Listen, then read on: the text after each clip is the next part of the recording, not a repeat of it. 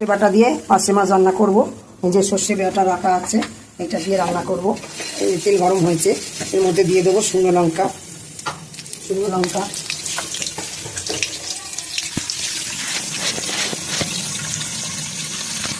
কালো জিরে,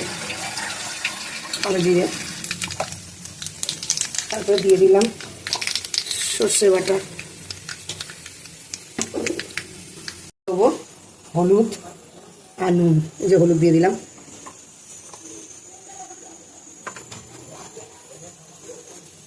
নুন দিয়ে দিলাম। এর মধ্যে এবার মতো একটু জল দেবো,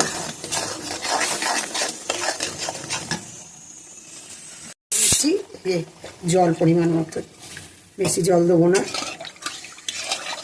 এই জলটুকু একটু মিষ্টি দেবো না, মাত্র মিষ্টি দিচ্ছি।